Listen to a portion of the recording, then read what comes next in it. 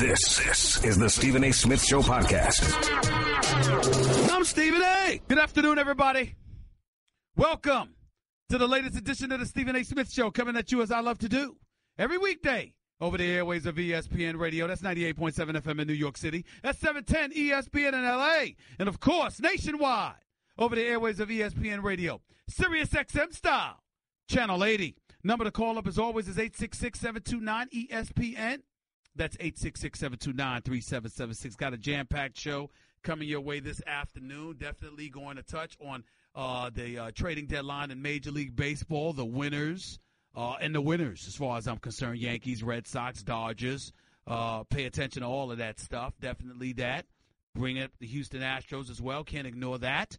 We'll definitely be talking about that just a little bit. Jason Garrett, his comments about Ezekiel Elliott, Roger Goodell, commissioner for the National Football League, and his comments about teams literally tanking seasons or tanking games or whatever. We'll talk about all of that and then some right here on the Stephen A. Smith Show on ESPN Radio. Plus, of course, some NBA stuff that y'all want to get into. The Kyrie Irving stuff has not stopped. I fully recognize that, and I have no problem with broaching that subject. LeVar Ball and him continuously finding himself in the news. Is it about him? Or is the media to blame for some of this other stuff? We could get into all of that and then some. But the first order of business is Jamal Adams for the New York Jets and his comments and the comments that he made in regards to pretty much being willing to die on the football field. And I'm paraphrasing here, but that's essentially what he said. He said in an ideal world, his preference would be to die on a football field. And because he said that, there are an awful lot of people that are incredibly appalled by what he had to say. The ex-wife of Justin Strelick, who used to play for the Pittsburgh Steelers. If you remember, he was suffering from CTE and committed suicide by driving his truck into a tractor-trailer, oncoming traffic. Drove the truck head first into a tractor trailer and ultimately killed himself. She talked about how the ex-wife of Mr. Justin Strelzik talked about her two kids, how they're still suffering to this very day, how one of her children had to seek therapy because of thoughts of committing suicide, et cetera, et cetera, et cetera. And she talked about how she felt like Jamal Adams basically bleeped on her ex-husband's grave. Respectfully, I would tell you I think that's a bit excessive. I disagree with her. And I think that people out there are taking Jamal Adams' comments too literally. The fact of the matter is that when you look at what he had to say, okay, you can understand it. Do I have a problem with it? Yes, but I don't have a problem with him. He's young. He has that kind of passion for the sport of football. He called the football field the perfect place to die. He said it with Roger Goodell, the commissioner for the National Football League, sitting directly next to him. And, Nuno, if we have that sound from Jamal Adams, please let me know. But I got to tell you something. I think people are taking it entirely too differently. He says, quote, I can speak for a lot of guys that play the game. We live and breathe it. This is what we're so passionate about. Literally, if I had a perfect place to die, I would die on the field. And that's not a lie. But again, I'm all about making the game safer. Listen to what he was saying. And then you're going to have individuals like Martellus Bennett, tight end for the Green Bay Packers, that spoke out not necessarily against him, but he basically spoke out about how he didn't agree with his comments. And guess what? Martellus Bennett was not wrong. He's a veteran in the league, has been there for years. He's coming from a more seasoned place. And that's his entitlement. I mean, that's what happens when you're educated, when you're older. Martellus Bennett, look, football is great, but I ain't dying for this bleep. He's absolutely right. But that's a man who's older, educated, got a family. He's wise beyond, socially conscientious. Of course, we understand that. We know Martellus Bennett is right. Jamal Adams is straight out of LSU. Football is everything to him. And he wasn't trying to take shots at somebody suffering from CTE, nor was he inviting the consequences of having CTE. What he's saying is the equivalent of what Fernando Vargas said as a boxer before he fought Oscar De La Hoya or Felix Trinidad, how he would die, that he'd be willing to die in a ring. We've heard plenty of fighters say that. I've even heard basketball players like Allen Iverson talk about it's the sport I live, eat, and breathe and want to die for. We've heard football players say that before.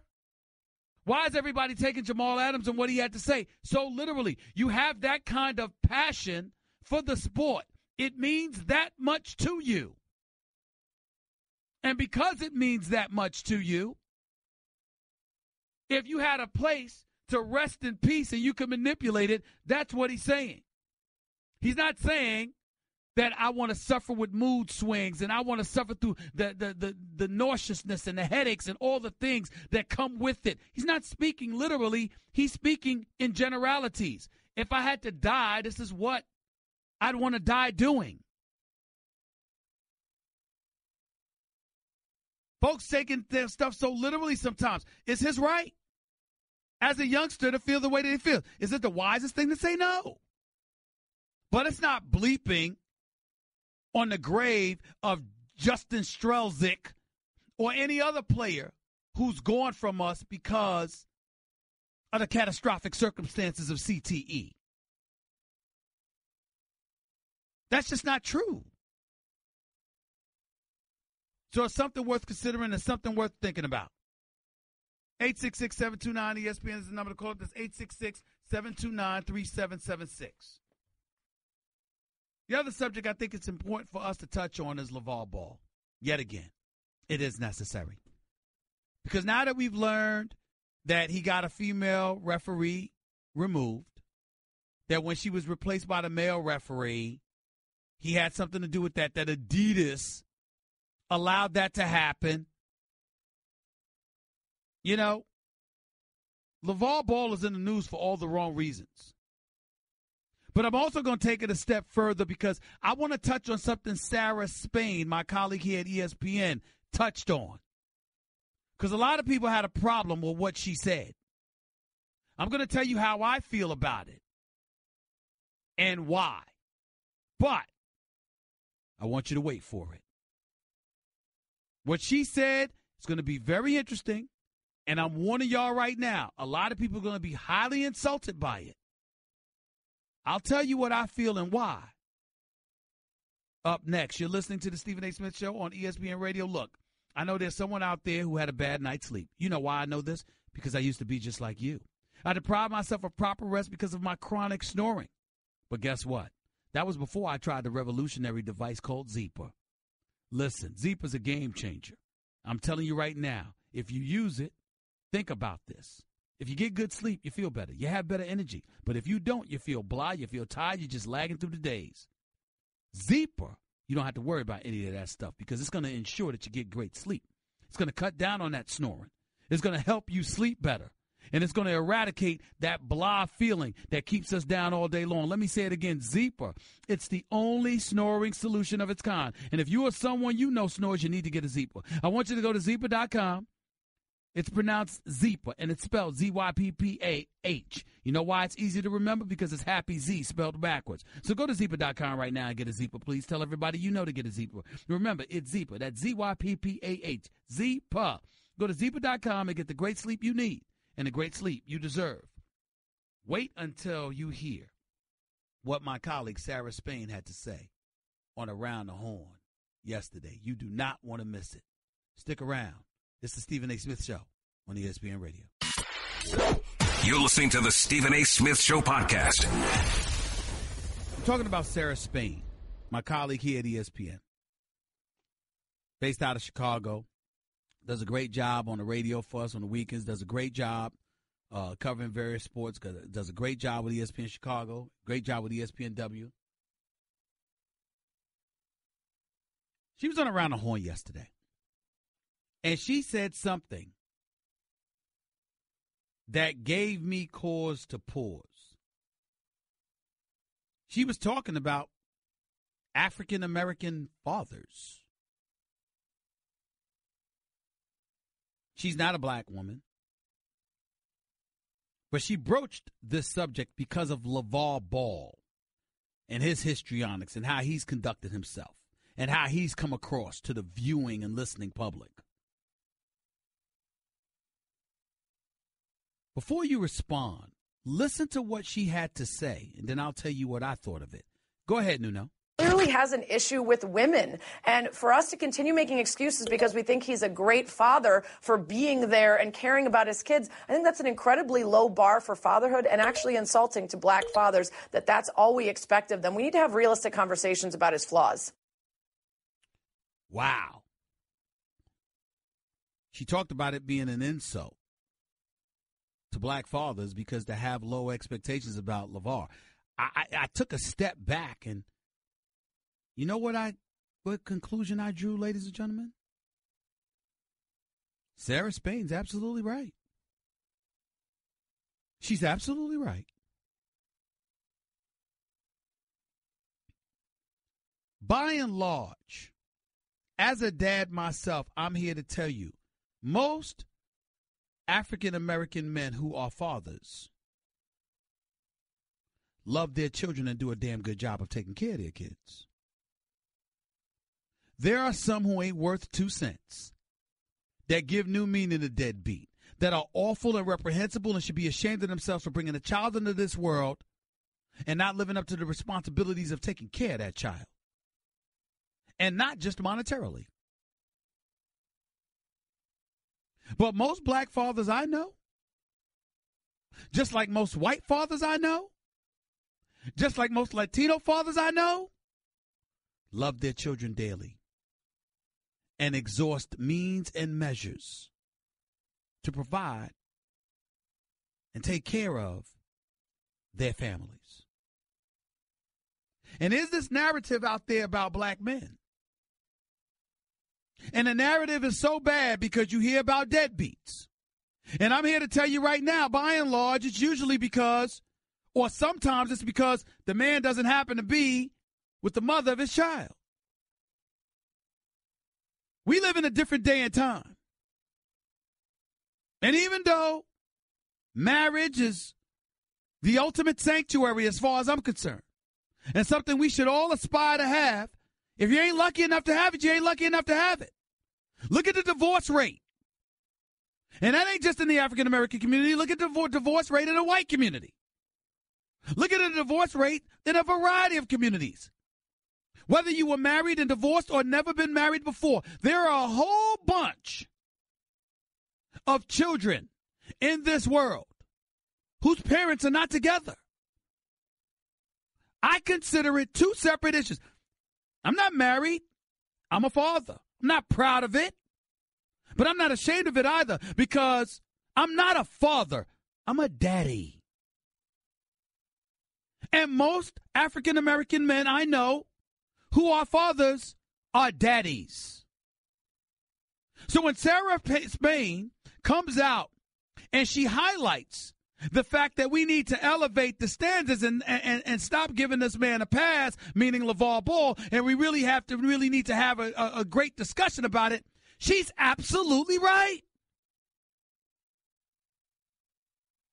Because even I have been guilty of finding myself feeling the need to come to the defense of LeVar Ball because Lonzo Ball and LaMelo Ball and his children are such good kids. And I'm giving him credit for it, and it's not that he doesn't deserve it, but it's that we speak of it like it's such an aberration. So as a result, it almost gives tacit approval to his histrionics because, my God, at least we can say he's a good father. And let's not completely denigrate him or his actions because he's such a good father. And what Sarah Spain is saying is no. Okay, you're a great dad.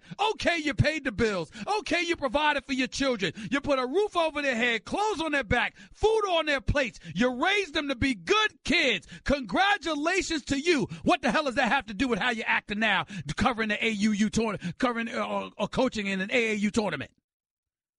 Pulling guys off the court because you don't like calls that officials are making. Calling out a female official saying she needs to stay in her lane. telling her to go someplace and having her replaced and having Adidas and its Summer League sign off on that.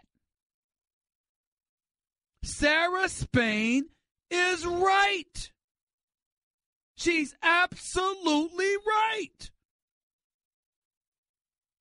She's challenging us as not just a culture, but as a society to maintain our level of standards and not to diminish them in any way just to appease an individual who may not deserve it.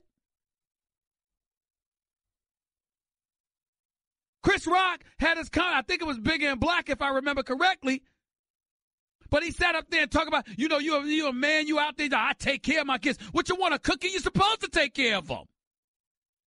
Supposed to.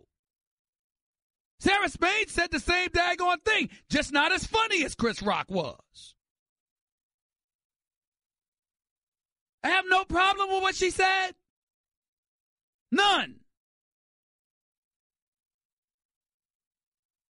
A matter of fact, I want to applaud her for saying it because she's saying something that most folks don't have the courage to say in this day and age. Don't lean on this narrative. The narrative might be false. There's plenty of men out there being good fathers. What does that have to do if you're acting like a damn fool? That doesn't absolve you. Being a good parent doesn't absolve you from other actions and transgressions. You're supposed to be a good parent, and you probably are. That's the case with LeVar Ball. I happen to genuinely like him. Obnoxious behavior and all. I genuinely like him. But I do not in any way approve of what I've seen him do over the last few weeks. To me, telling the world that you average 2 points a game in college, but you could beat Michael Jordan or you could beat Charles Barkley, I mean, that's just laughable. Or that Lonzo Ball is better than Steph Curry right now, that's laughable. But he did tell us Lonzo was going number 2 overall to the Lakers. He did tell me his son would end up with the Lakers. And he was right about that. He did say his son could ball. He was right about that. He did say probably two of his 3 sons will go pro. After watching LaMelo drop 36 the other day in Summer League in the AAU, he might be right. The other stuff, not so much, but that's harmless. But pulling kids off the court because you don't like the officiating, taking your ball and going home per se, he's wrong. Talking about a female official that way, he's wrong. Period. And by the way, sitting there talking about you could do anything you want with your kids, you're absolutely right. But not everybody else's kids. The other players that play on that team with his son LaMelo, they didn't want to come off the court. They might have wanted to play ball. He needs to be thinking about them more than he's thinking about himself. There isn't a professional or a collegiate or a high school athlete on the planet that has not been exposed to bad officiating. So what? Play through it. That's what you're supposed to do. He didn't do that. But Sarah Spain is right, y'all. She's absolutely right. And I don't expect to hear a word against what she had to say. Because she made a damn good point. Don't lower our standards for anybody. Black men are indeed good fathers. In a lot more cases than not. What do we want, a cookie? Ain't that what we supposed to do? 866-729-ESPN is the number to call up. This 866-729-3776. More of the Stephen A. Smith Show on ESPN Radio in a minute. Guess what? You're in the middle of the Stephen A. Smith Show podcast. Damn it, I mean it! Back here on the Stephen A. Smith Show, ESPN Radio. To the phones we go. 866-729-ESPN. That's 866-729-3776. Let's go to Brandon. You're live with Stephen A. Talk to me, B. How are you, man? I'm good, man. How about you? I'm good. Thank you for calling. What's up? Oh, no problem. That's what's up. Now, I want to touch you with 2 topics. I'm going to start with LeVar Ball. Go ahead. The stuff he's saying that he does with this latest situation, you can't talk about women like that. You can't consistently use the word she over and over while giving a woman criticism. Yep. Now, this isn't LeVar Ball's fault, but I feel like since mankind has started, it's like you can't really use the word she so much without criticizing him, and that's not his fault, but we live in such a masculine world that women are still belittled like that. So when you talk about lady, you got to understand that, like, women is precious. That lady probably has some children. You know, you grew up in a house with 5 women. That's one of the last. Well, here's where you and I. Let me stop you. Here's where we disagree. There's nothing wrong. Listen, she's a she. She's not a he. So he's not being disrespectful by saying she. Where he's being disrespectful is by saying she should stay in her place.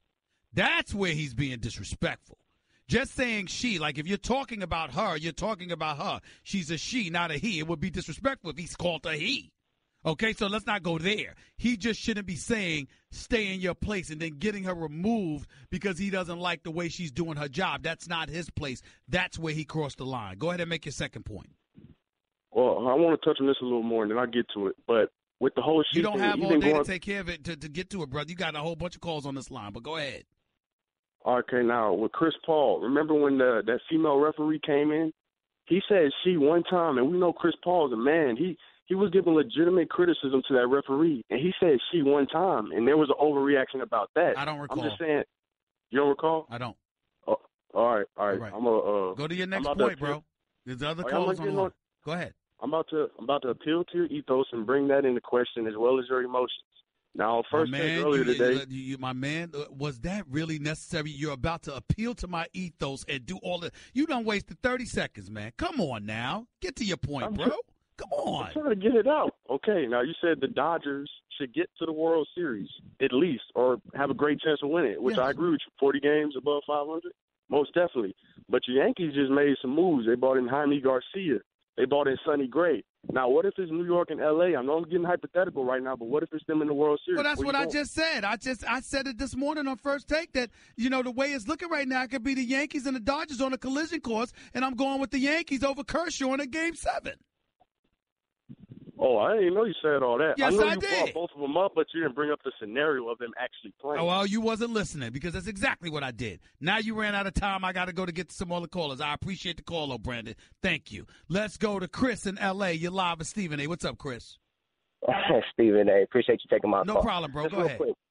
All right, Stephen A. Just real quick. I want to touch on what Sarah Spain said. Yep. I believe it was yesterday, and what you touched on. Like yourself, Stephen A., I'm a single father. I'm 29 years old. I have a little girl who's 5. So for what she said, and I agree with what you said, as she's absolutely correct. But Stephen A., going back even further than that, like that's nothing new though, Stephen A., that we've always had lower standards for African American men. But like you mentioned on numerous occasions, that it's not just us, that it's not just African American men who don't take care of their children. Just obviously there's white American, there's Latino America. I mean, there's everyone who doesn't do that. So it's not just us. And for her to say that, I think she was absolutely correct. And we need to have higher standards. And what Max touched on today on First Take about when he brought up the whole Chris Rock quote about guy basically making fun of what he said on the stand-up about black fathers not taking care of their children is like, the ones who do take care of it, like, what do you want, a cookie? Like, you're supposed to do that. And she dives a little deeper into it, Stephen A., but I just wanted to touch on that and get your perspective. She did a hell of a job. She did a hell of a job. She made a very, very valid point with what she's saying. And if we're true to what we're saying, that the narrative is false, that far more African-American fathers and far more fathers, period, are being the dads to their children that they're supposed to be, then she's absolutely right in pointing out how we shouldn't hesitate to hold LeVar Ball accountable as opposed to letting him off the hook because him being a good father is some sort of aberration. She talked about us needing to have a discussion about that, and Sarah Spade is absolutely right. She's absolutely right. And like I mentioned to you yesterday, Stephen, I know you got to go, about the whole AAU thing. But what was more alarming was that the parents are allowing their children to play for a guy, I guess, who's setting a bad example for their children. I mean, that's a debate for another day, but that's the scary part about it is that he's giving out the wrong impression to other children outside of LaMelo, Lonzo, and LiAngelo. That's true, and acting like he's not because, you're encouraging kids. You can do whatever you want to do. Everybody doesn't get to do what they want to do. That's not true. Everybody doesn't get to do what they want to do. It's a false narrative to put out there that everybody gets to do what they want to do. Well, guess what? LeVar Ball wanted $1 billion from Nike, Adidas, or Reebok. Did he get it? No. Everybody doesn't get to do what they want to do, particularly when you have your hand out for somebody else's cash. You have to acquiesce to some degree, and that's the kind of message people need to understand because it's real, and there's no way around that. Appreciate the call, bro. Thank you, Chris. 866-729-ESPN, Ray in Queens. Talk to me. How you doing today, bro? I'm all right. Go ahead, Ray. Yeah, man. I totally agree with your colleague Sarah. I think LeVar Ball. Don't get me wrong. I salute him as a father. So do I. I salute him as a father, but I also think that he's an idiot sometimes with the things that come out of his mouth. Mm-hmm. And with that being said, I also blame the media a lot because you correct me if I'm wrong. I never ever seen a father, African American, white father, no kind of father, get this kind of media coverage, and their son is the number 2 pick in the draft and got drafted by the Lakers, and he gets more media attention than his son.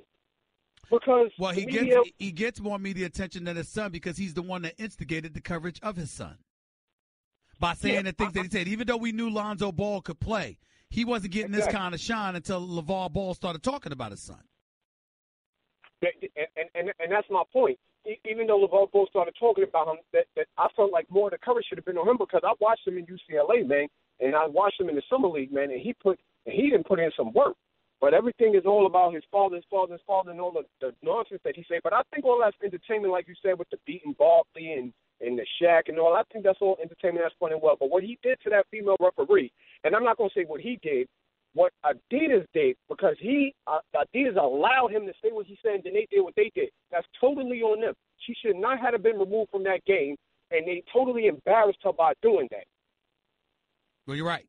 I appreciate the call, Ray. Thank you so much. 866-729-ESPN. That's 866-729-3776. Ray is right. Brandon was right to some degree, even though Brandon tried to sit up there and sound like an intellectual. Just get to your point, bro. Other phone calls were waiting.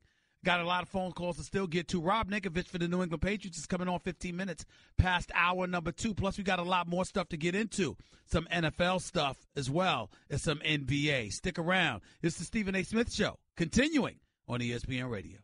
Okay, keep your eyes closed. Okay. I want to show you my first ever painting. All right. Okay.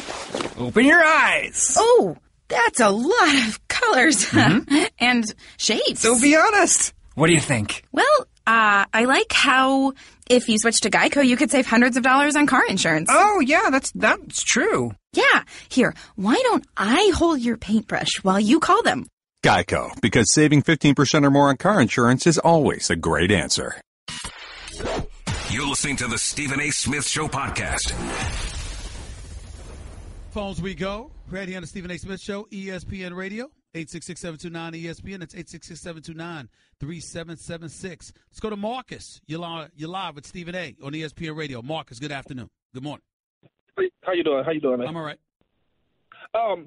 My thing is, I think Sarah's wrong, man. I think she's wrong because no matter what he says to her, that doesn't take away the fact, about it. That doesn't question his fatherhood. He's still a good father. He can still be a bad person, but why is his father still being questioned? Whoa. You totally misconstrued what she's saying.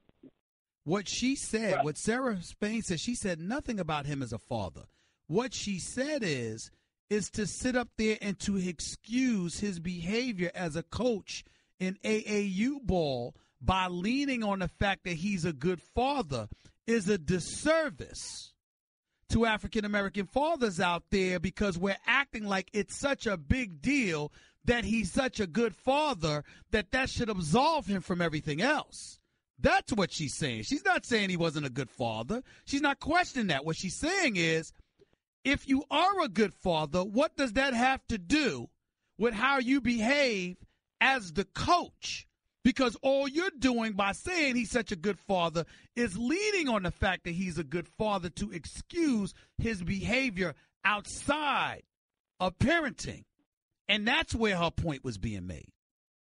Okay, roger that. I got thrown off because I heard a lot of people calling about black Americans and fathers this, fathers that, talking too much about fathers. I thought we was talking about you try to throw them in one pot. So I was wrong on that one. She was basically saying what I just said and essentially highlighting the fact that basically what we're trying to say is that African Americans have a real big time problem with fatherhood.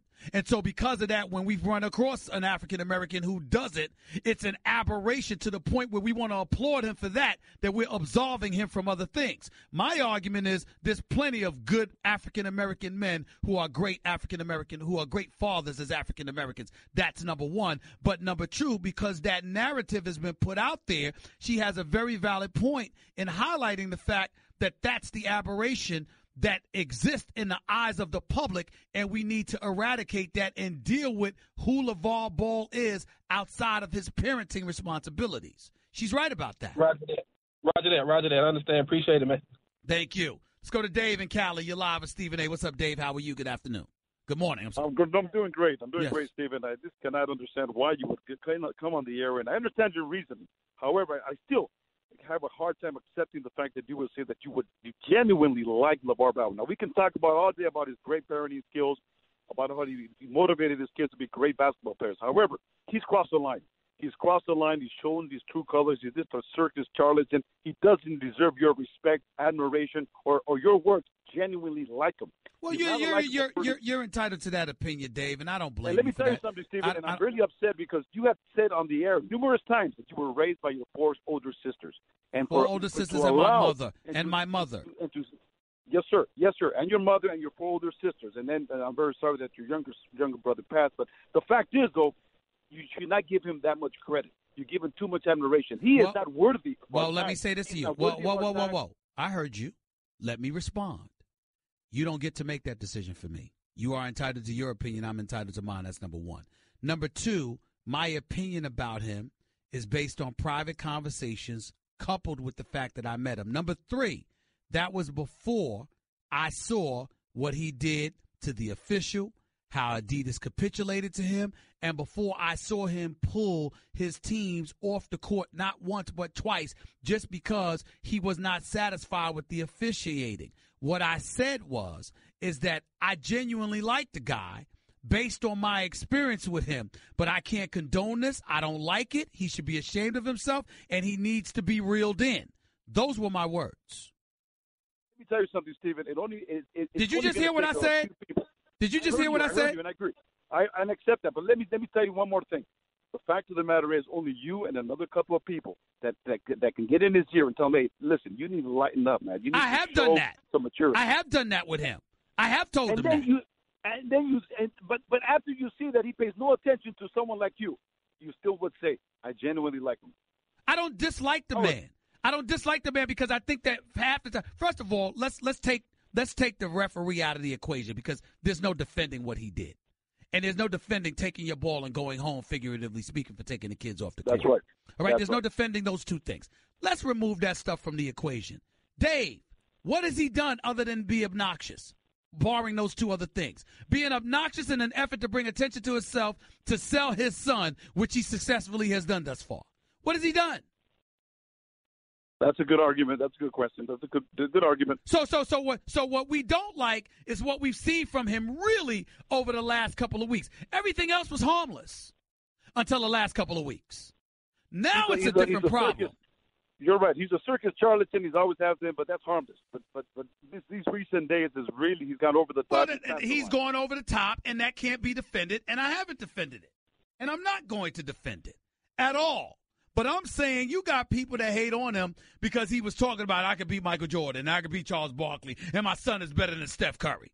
I mean, really? That's why you don't like somebody? Come on. Now, the other stuff is serious. That stuff is harmless. That's my position. 10%, for example, yesterday. You go all out to bash the Dallas Cowboys, and yet. Oh, my God. Are you a Dallas Cowboy fan? No, sir. I'm okay, not. Thank God. Thank God. But go ahead.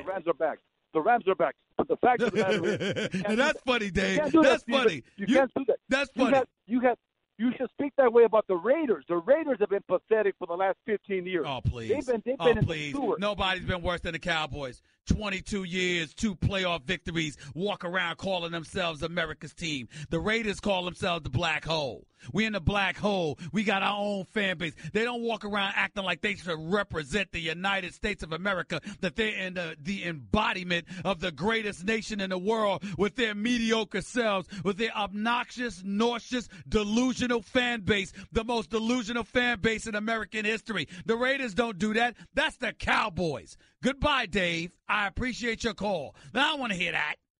I don't want to hear that. There's no fan base more obnoxious, more delusional, worse than the Dallas Cowboy fans. They go 3-13. The season's over at 4 o'clock. And by 4:30, you know we're going to win the Super Bowl next year, right? Nobody's worse than Cowboy fans. Nobody. Period. Hour number 2 up next with Stephen A. on ESPN Radio. That's just a sample of what you'll hear on the Stephen A. Smith Show. Weekdays at 1 p.m. Eastern on Sirius XM Channel 80 and the ESPN app. Hour number 2 of the Stephen A. Smith Show. Here with you until the top of the hour over the airwaves of ESPN Radio, Sirius XM Channel 80. Number to call up as always is 866-729-ESPN. That's 866-729-3776. Some news to throw by you. For the second straight year, the Dallas Cowboys are facing a fine from the NFL under the league's remittance policy because of the number of suspended players they've had. The NFL is finalizing the 2017 remittance policy, but with the suspension of defensive end DeMontre Moore announced last week, the Cowboys have 3 players that have been sanctioned by the league this year alone. Defensive end David Irving will miss the first 4 games of the season for violating the performance-enhancing drug policy. Wide receiver Shaq Evans, who signed with the team in January, was suspended the first 4 games for violating the substance abuse policy, but was released shortly thereafter. He was also suspended 4 games. Even though Moore's suspension came as a result of an incident while he played with the Seattle Seahawks, the Cowboys are still penalized. And Evans also counts against the policy as well, even though he is not with the team. A year ago, the Cowboys were fined $500,000 for the suspensions of Rolando McClain, Randy Gregory, and DeMarcus Lawrence. DeMarcus Lawrence got 4 games, by the way. McClain was initially suspended for 10 games, but was given an indefinite suspension during last season. Gregory's suspension rose from 4 to 14 games last year, and he will also miss this season because of multiple violations of the substance abuse policy. According to the 2016 policy with 3 players suspended, the Cowboys would be on the hook for 25% of the base salary the players will lose because of their suspensions, which comes to roughly $91,000. 3 more Cowboys are possibly facing suspension as well: Ezekiel Elliott, Nolan Carroll, and Damian Wilson, which could bring the fine to $500,000, which is the max per the rules. With 4 more suspensions, the figure in 2016 policy rose to 33% of the suspended players' applicable proportion base salary for the games they miss. Unbelievable. Ezekiel Elliott, Nolan Carroll, Damian Wilson, David Irving, DeMontre Moore, Shaq Evans. And then you ain't even think about Randy Gregory's going to be out this year. Rolando McClain and DeMarcus Lawrence suffered last year. I mean, you got to be kidding me, but that's that. Getting to some football, let me say this. Everybody's been talking about the New England Patriots. I got to admit to you, I'm not sleeping on the Atlanta Falcons. I wish I could say the Jets. I wish I could say the Rams or the Chargers. I wish I could say – I don't wish I could say the 49ers. Don't care too much for them. But I kind of root for the Oakland Raiders. I like Derek Carr. I love Amari Cooper. Khalil Mack is the Mack daddy. But their defense outside of Khalil Mack, I mean, please, don't get me started. Oakland Raiders might be the only decent team you have in the state of California. In New York, clearly it's the Giants. Because even though Brandon Marshall has absolutely positively no credibility whatsoever when it comes to complimenting one of his teammates, because he has no objectivity whatsoever, because, I mean, it's if they pass gas, he calls it perfume. He's that way with all of his teammates, especially his quarterbacks. His opinion don't count. But Brandon Marshall, being the good guy that he is, can also play. And he's essentially your tight end since you don't really have one if you're the New York Giants. You combine that with Odell Beckham Jr. and Sterling Shepard. I got news for you. Eli Manning's got some targets. That offensive line can protect him, still a question mark. But if they can protect him, you got at least one team in New York. We all know the Jets are going to be awful. There's no way in hell they're going to be relevant.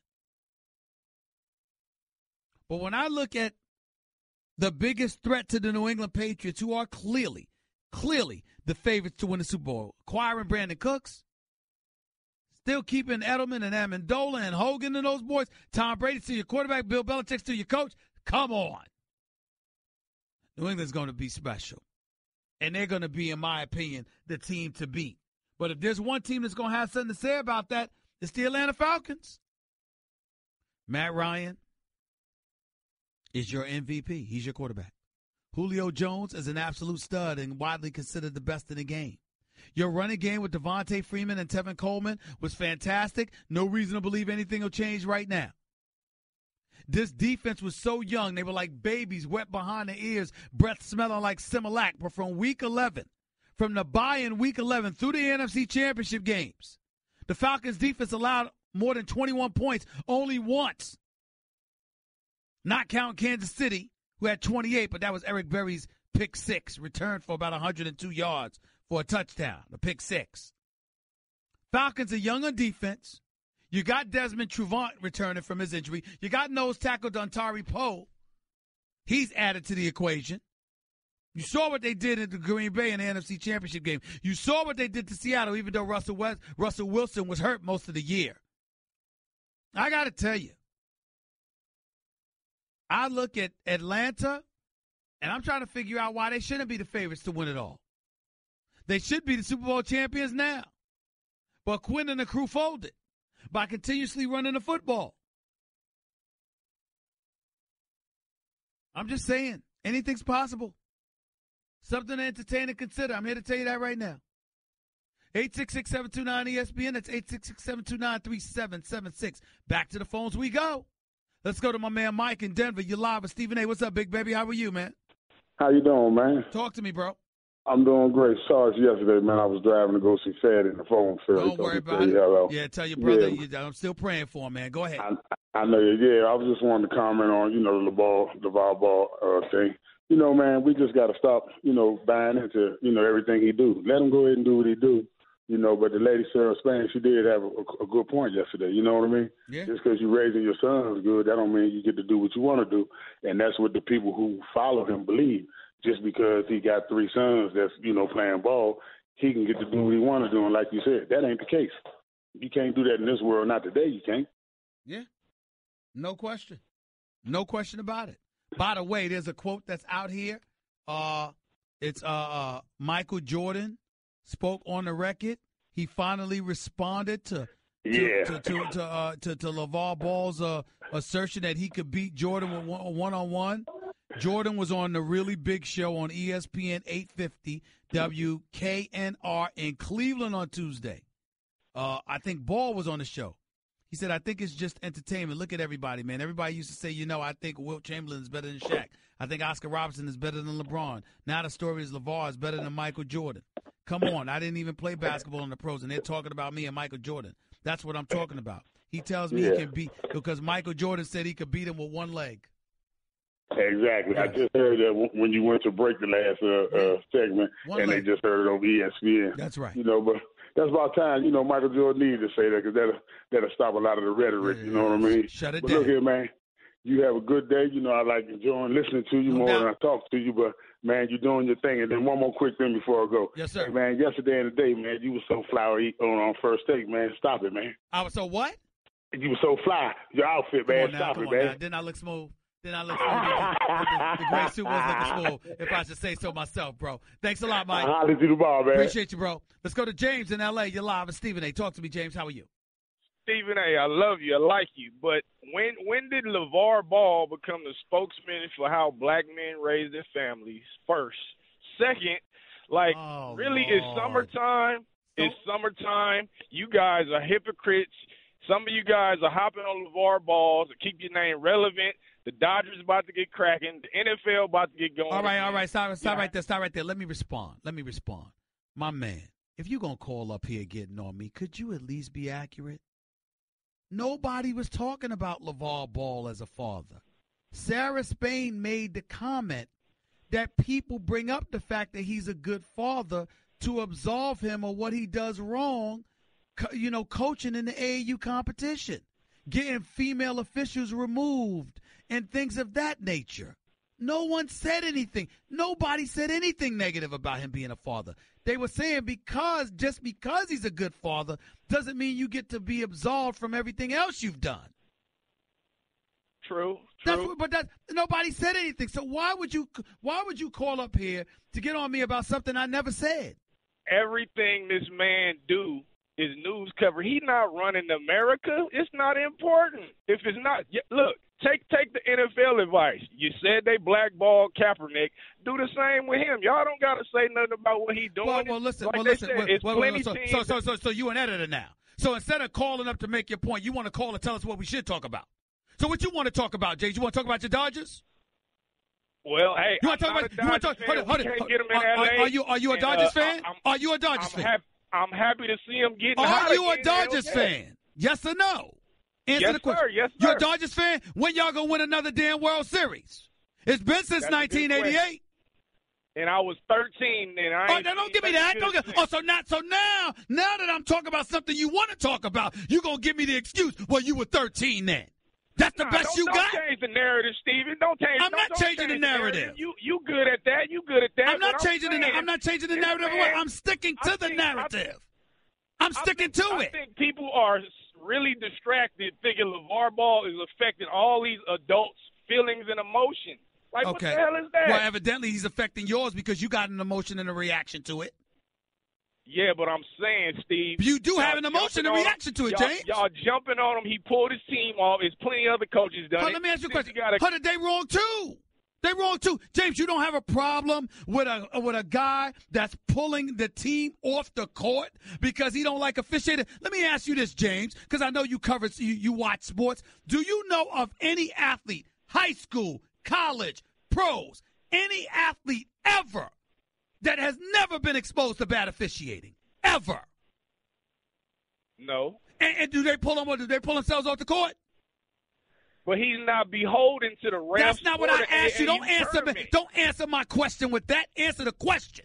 Do you know of anybody? Is it right in your mind to pull a team off the court because you don't like the officiating? Yes or no? Depends on the circumstance. Bye, man. Have a nice day. That's ridiculous. That's ridiculous. There is no excuse to pull a team off the court because you don't like the officiating. No excuse. Nobody gets to do that. Nobody gets to do that. 866-729-ESPN. We'll get back to your phone calls in a little bit, but not before we have two-time Super Bowl champion, linebacker Rob Ninkovich of the New England Patriots. Guess what, ladies and gentlemen? He just retired, but he's still showing up to the Stephen A. Smith Show on ESPN Radio. You're listening to the Stephen A. Smith Show podcast. Welcome back to the Stephen A. Smith Show right here on ESPN Radio. It is my honor and privilege to have my next guest, defensive player for the reigning, defending Super Bowl champions, but no more because he has retired. I'm talking about the one and only Rob Ninkovich. He's here with yours truly right here on the ESPN Radio. What's going on, Rob? How are you, man? I'm doing great. I'm not sore today. I feel great. I don't have that sore. I'm not on Advil right now where I'm like, my knees hurt, my back hurts. Now, listen, obviously football is arguably the most violent sport, in North America. I don't think there's any question about that, even though some would say boxing, but the way these guys run these days, I'm not even sure that's more violent than football. But when you talk about the aches and the pains, how real is that for you? 12 years in the NFL, age 33. How real and how much of an impact did that play on you making this decision to retire? Well, like everyday life, I'm good. Like I wake up, I feel okay. Now, if I go run and squat and do everything that I need to do to play football, that's a different story. Mm-hmm. So I think as you get older, to train to be a football player is a lot different than going to work out to feel good. Mm-hmm. Like I don't need to put 400 pounds on my back and squat.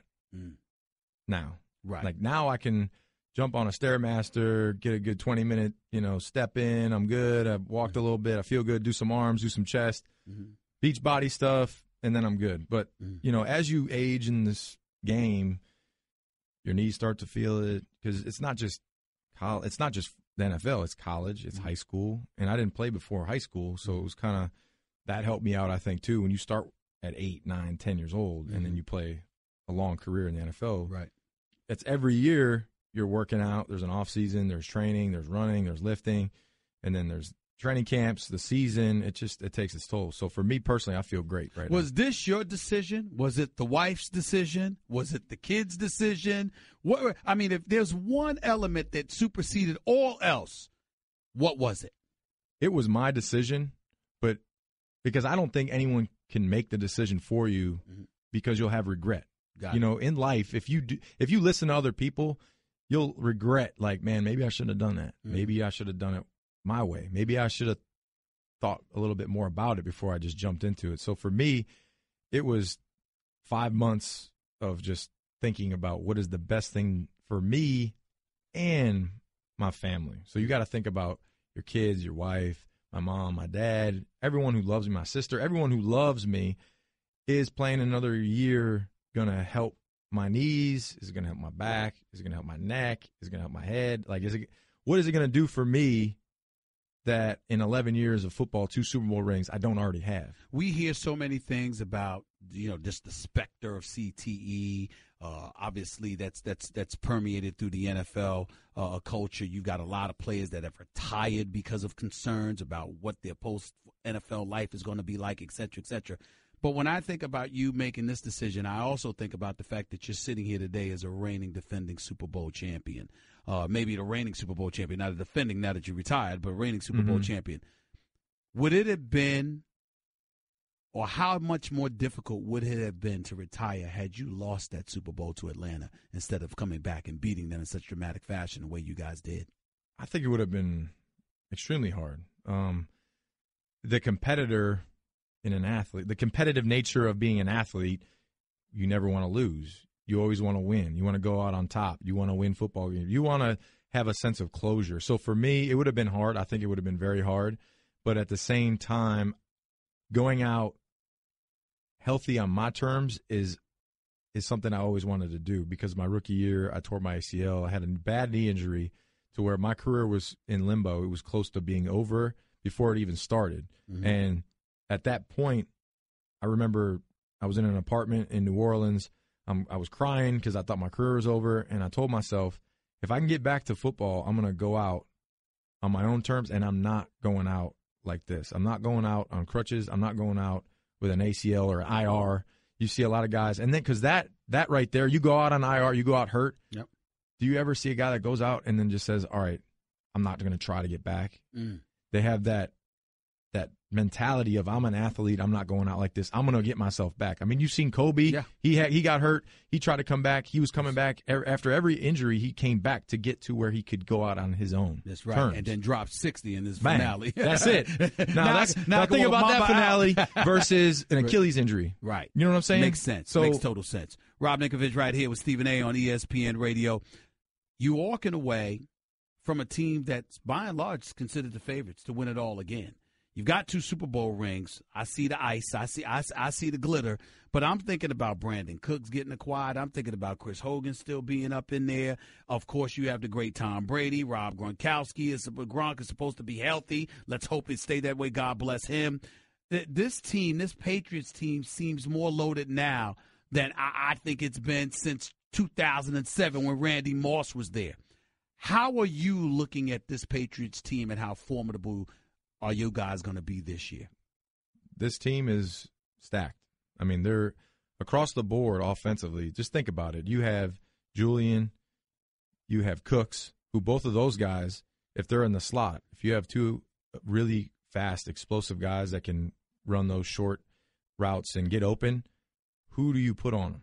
And then you have Gronk, who can go vertical down the field. Who do you put on him? And then you have a vertical guy like Hogan who can be out on the outside and run vertical routes. So you have to make a choice. Where do we put our attention? Do you put your attention to Rob? Do you put your attention to Jules? Do you put your attention to Cooks? Do you put your attention to Chris? where do you go? And not to mention the backs that we have. So the backs in the backfield, you have guys that can catch and run out of the backfield.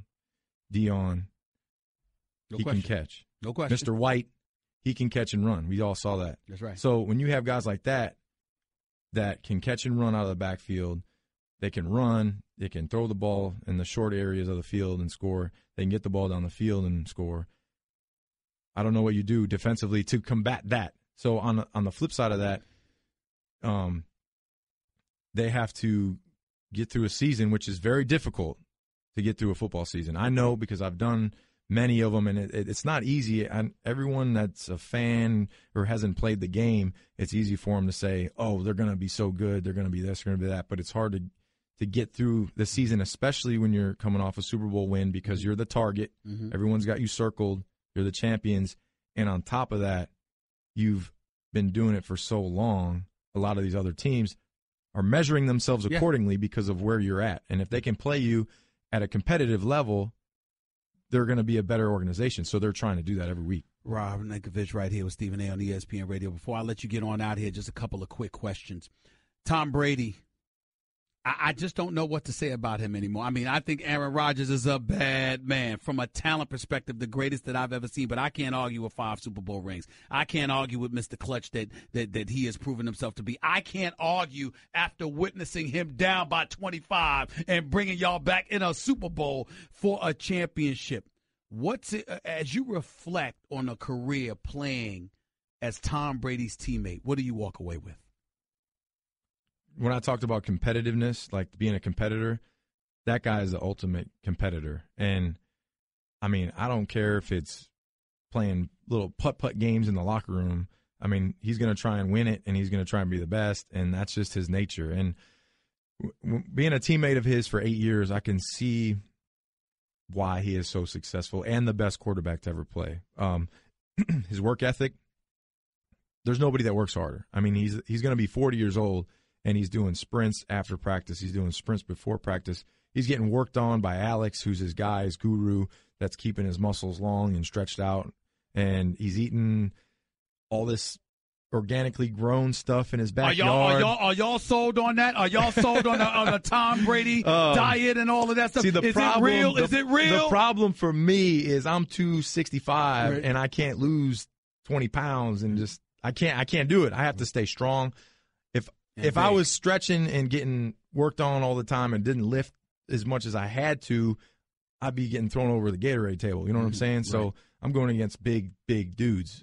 That's the difference there. So I think, he definitely, there's a method to the madness of his eating and his the way he takes care of himself. It works. And he's got a book out. He's got another one coming out on, mentally how to win. Yep. And I think that goes a long way with being successful. How much are you going to miss Bill Belichick? I'm going to miss him a lot. Because it's not easy to play for Bill, and he says it every year. He says playing here is hard. We ask a lot of everybody, the time commitment, the work, the way that we go into meetings, the way we go into practice, everything that the Patriots organization does from the top down. It doesn't matter if you're upstairs, working in the ticketing department. They're working hard too, because it's just the whole organization. They're pushing everybody to be better. And I'm going to miss the satisfaction of being able to go out there and produce for my coach. And I think if you saw my retirement speech, that was emotional for me because it was almost like, like my father. I try to do the best that I can for my dad because he's proud of me and he loves me and he knows that I'm going to do my best for him. It's almost like that for my coach, for Bill. I want to go out on the field and I want to give my best for him. I want to produce. I want to win football games. And, I hope it was enough. So that was it. Biggest threat to the New England Patriots. Very last question, real quick. Biggest threat in the entire NFL to the New England Patriots is whom or what? Health. Health. I mean, that's football.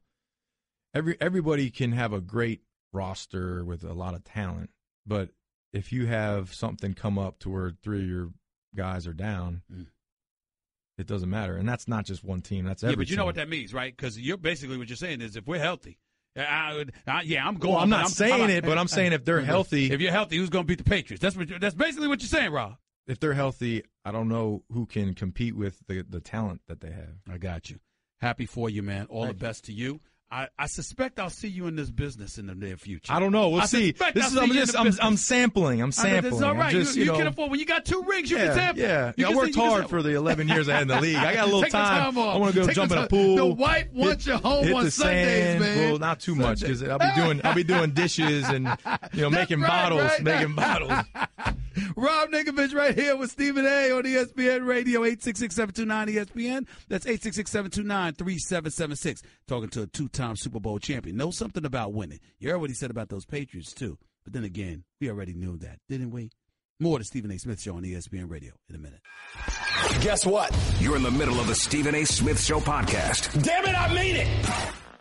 Back to the Stephen A. Smith Show. You know what? When it comes to our cars, one thing is almost certain. Something at some time is going to break down. And if your vehicle warranty is expired, one big repair can break your bank. There are auto protection plans out there, of course, but only one stands alone. That's Toco Warranty. With Toco, you don't pay upfront fees for service you may never use. Toco makes protecting your car easy with their pay-as-you-go plan. Just pay a small amount each month to keep the protection for as long as you like. With Toco, there is no long-term contract, no upfront fees, and you can cancel at any time. Get peace of mind, please, knowing you are protected with coverage plans on the engine, electrical, transmission, cooling system, drive axle, and more. Plus, enjoy the benefits of roadside assistance and paid rental car fees. Toco's special concierge service guides you through the entire process from sales to claims to customer service, all under one roof. So don't risk being grounded by auto repairs you can't afford. See if you qualify for Toco at 800-211-2884. That's 800-211-2884. That's 800-211-2884. Back to the phones we go. Thanks again to Rob Ninkovich, linebacker extraordinaire for the New England Patriots, retired after 11 years in the NFL, age 33 years of age, out of Purdue. He's got 2 Super Bowl championships. Told me this morning on First Take his favorite Super Bowl was he actually enjoyed beating Seattle more than he even enjoyed beating Atlanta. Again, back to the phones we go. Let's go to Zeke in New Jersey. You're live with Stephen A. Talk to me, Zeke. Good afternoon.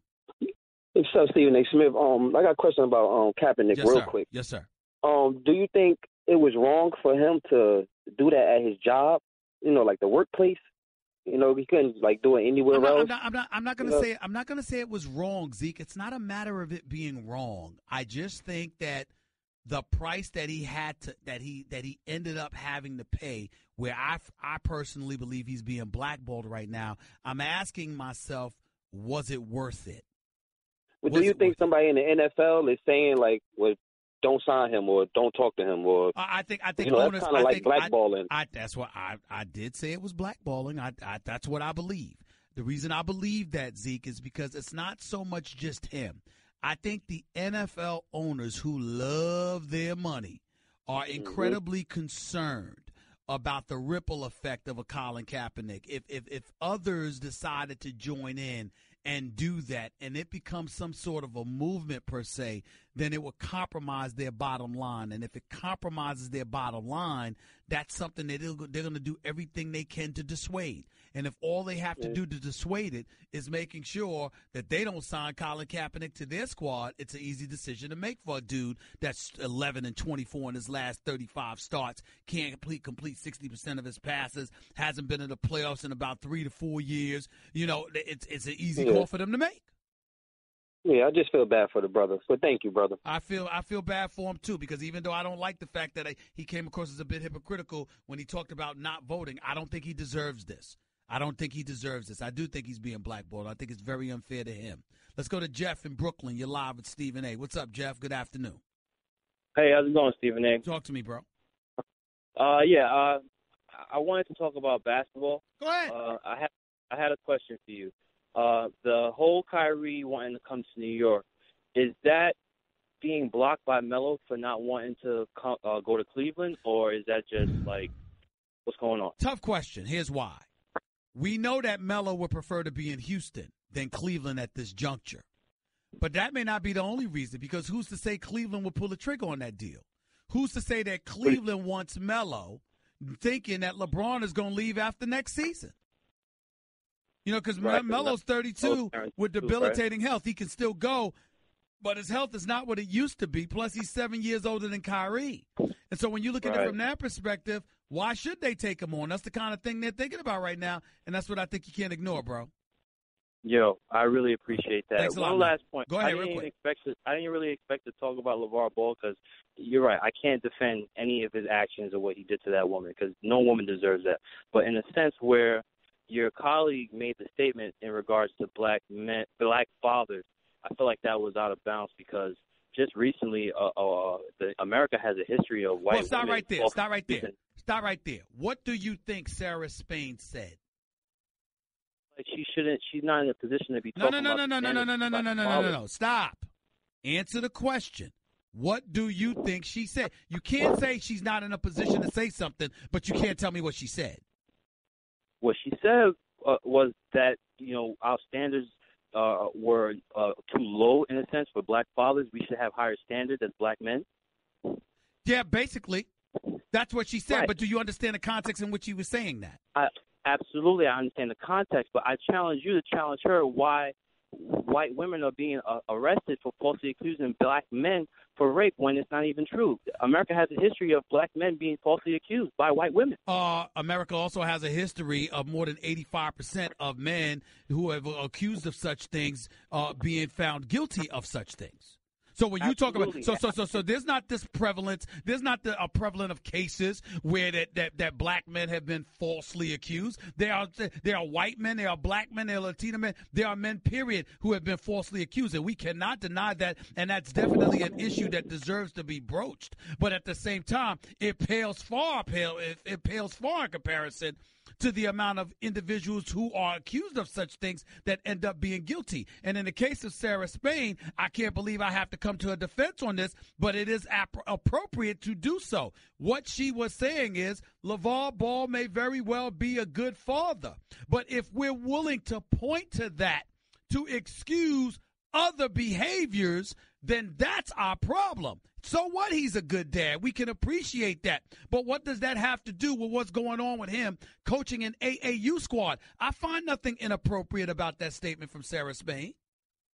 Nothing. I was only reason why I brought that up because that was something recently brought just 4 days ago. A young teenager in Texas was arrested for falsely accusing 3 black men, and I just felt like. So you got one case, and that challenge. That means that I should be challenged to ask Sarah Spain about a general question when, in fact, what she was pointing to, if anything, what she was saying is that, excuse me, this situation, this narrative that's been put out there about black fathers may very well be false. And by the way, because it may be false, that's even more of an incentive to hold LeVar Ball accountable for stuff he does away from parenting, because we know he's a good parent. I don't understand how that should warrant me to pose a question to her about white women accusing black men falsely of rape. Thank you for speaking on our behalf, because I am a father myself, and you spoke highly of us. And I want to thank you for that. So I don't want to take anything away from what you do, because I believe you're a great father yourself. But at the same time, I just feel as if, it is something that should be addressed about LeVar Ball handling his business and not making us all seem to be as if we have a low standard about ourselves. I got your point, and I hear where you're coming from, and you're not wrong in terms of what you want to highlight. But I also want to point out this. Rather than focus on the messenger, which in this case would be Sarah Spain, how about focusing on whether or not what she said is true? If what she said is true, who gives a damn what her ethnicity or gender is? If it's the truth, it's the truth. Your calls to close out the Stephen A. Smith Show on ESPN Radio in a minute. Daddy, where do babies come from? Honey? Mommy went to the store. Oh, well, you see, there's a mommy and a daddy, right? Right. And see, when they call Geico, they could save a bunch of money on car insurance. Oh, really? And that makes them happy? Yes, that makes them very happy. That's good. Yeah. Well, I'm glad we could have this talk, sunshine. Geico, because saving 15% or more on car insurance is always a great answer. You're listening to the Stephen A. Smith Show podcast. minutes left right here on the Stephen A. Smith Show, ESPN Radio. Let's get back to the phones. Let's go to Moses. You're live with Stephen A. Real quick, Moses, go ahead. Hey, Stephen A. long-time listener, man, first-time caller. Thank you, man. Go ahead. I was just had a question. What do you think about them Steelers? I'm a diehard Steelers fan. I know you like the Steelers, too. I think their offense is high-powered. I think their defense, mainly their secondary, stinks, and I have no faith in them. They'll make the playoffs, and then they'll lose the minute they run in to New England. That's how I feel. You don't think Artie Burns and No. other kid No, not against Tom Brady. Against a less experienced quarterback, yes. Against Tom Brady, no. I don't hold out hope for them. I just think you're going to be surprised. I hope so. I hope so. I'd be pleased. But I appreciate the call. James, you're live with Stephen A. Real quick, James, go. Yes, I was calling referring about the Atlanta Falcons. Yep. I agree with you, what you say, but I'm a huge Saints fan, and my biggest worry, besides our defense don't never show up, is the Tampa Bay Buccaneers. How do you feel like they will be a threat? I think they're coming. I think they picked up Deshaun Jackson. They drafted O.J. Howard out of Alabama, who was underutilized. As far as I'm concerned, Doug Martin is still back there. Jameis Winston is a winner. And they still got Mike Evans with Deshaun Jackson. Tampa Bay is coming. I think New Orleans in trouble. I see you finishing in last place, bro. I'm sorry, but your defense just stinks. Ken in Pasadena, you're live with Stephen A. Go ahead, Ken. Hey, Stephen, I just wanted to comment on that VAR ball issue. Yeah, real quick, go ahead. Excuses, okay? One, a brawl. We want to stop a brawl. I'm taking my team off the floor. That could happen because of bad officiating. Another thing, you could have parents running out on the floor trying to fight these officials. You just don't want to start a brawl. So we don't know why he took them off the floor, so we can't crucify this guy for taking his team off the floor, and we don't have why he took it off the floor. I mean, bad officiating happens all the time, and bad officiating happens all the time. When do you see a coach take his team off the court? Never. But we want to stop him from headbutting an official. We want to stop him from throwing a chair across the floor. It's a lot of stuff that could have happened other than taking the team off the floor. And when those folks did that, they were excoriated and reprimanded. Yes, they were. So what's wrong with doing it to him about this? It wasn't like they got away with it. They didn't get away with it, not at all. and you're not letting them get away with it. Sarah Payne, one quick thing on Sarah Payne. I think that when we talk about him getting that official taken off the floor, we got to stop saying female official. I think we should just say official. No, we got to say female official because that's why he had her removed. He didn't have the other officials removed. Even the official that gave him a technical, he didn't have him removed. He only had her removed. That's the problem. He only told her to stay in her lane. That's what he said. Now, he ultimately corrected himself by saying it had nothing to do with gender, so give him credit for that. But his initial response was her stay in her lane, her needing to be removed. That's what he said. Talk to y'all in 22 hours from now. Peace and love, everybody. That's just a sample of what you'll hear on the Stephen A. Smith Show. Weekdays at 1 p.m. Eastern on Sirius XM Channel 80 and the ESPN app.